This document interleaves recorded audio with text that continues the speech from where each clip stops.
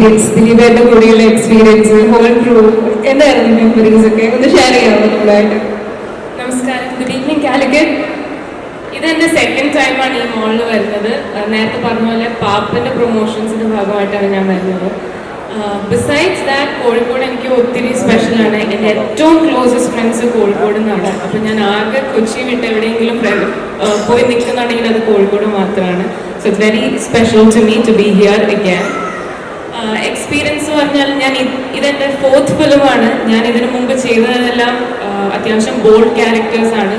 ഇടിച്ചു മാത്രം പരിചയമുള്ള ക്യാരക്ടേഴ്സ് ആയിരുന്നു.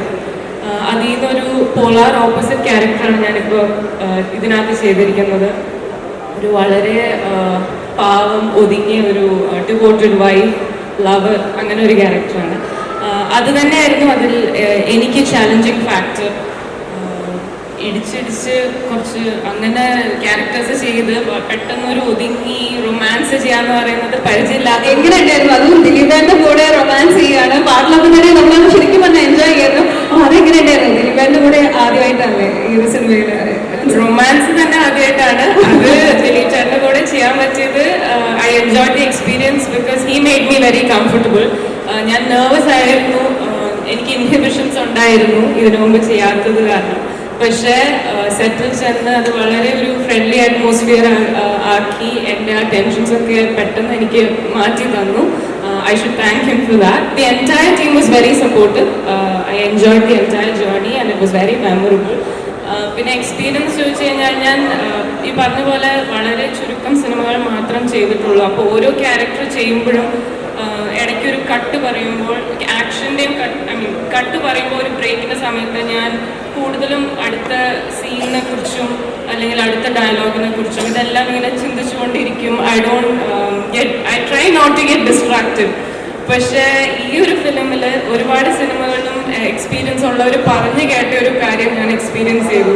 അതായത് നമ്മൾ ഒത്തിരി ഈവൻ വിഷമിക്കുന്ന ഒരു സീനാണെങ്കിൽ പോലും ഗ്ലിസറിനൊക്കെ ഇട്ട് കരഞ്ഞുകൊണ്ടിരിക്കുകയാണ്. പെട്ടെന്ന് എന്തെങ്കിലും ഒരു കറക്ഷന് വേണ്ടി കട്ട് പറഞ്ഞാലും ഉടനെ തന്നെ എന്തെങ്കിലും ഒരു ജോക്കോ എന്തെങ്കിലും ഒരു സിറ്റുവേഷൻ അവിടെ ഉണ്ടാവും. അത് ക്രിയേറ്റ് ചെയ്യുന്ന ദിലീപ് ചേട്ടനായിരിക്കും. അപ്പോൾ കംപ്ലീറ്റ് നമ്മുടെ വിഷമമൊക്കെ പോയി നമ്മൾ ചിരിക്കും. പക്ഷെ ഇമ്മീഡിയറ്റ്ലി ആക്ഷൻ പറയുമ്പോൾ he's back in to the character. ഞാനത് പരിചയം വന്നിട്ടില്ല, അത് ഞാൻ എക്സ്പീരിയൻസ് ചെയ്തിട്ടില്ല. പക്ഷെ that was a new experience and it was fun.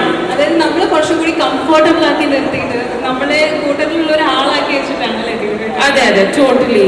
അത് നമ്മൾ ക്വാർട്ടിസ്റ്റിന് കിട്ടുന്ന സപ്പോർട്ട് ഇമ്മൻസ് ആണ്. അതുപോലെ തന്നെ he's very very cordial and civil to everybody around this set.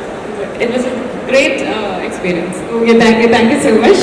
Thank you for having me here. എല്ലാവരും വന്നതിന് ഒത്തിരി നന്ദി. എല്ലാവരും തിയേറ്ററിൽ സിനിമ പോയി കാണണം. I hope you all like it.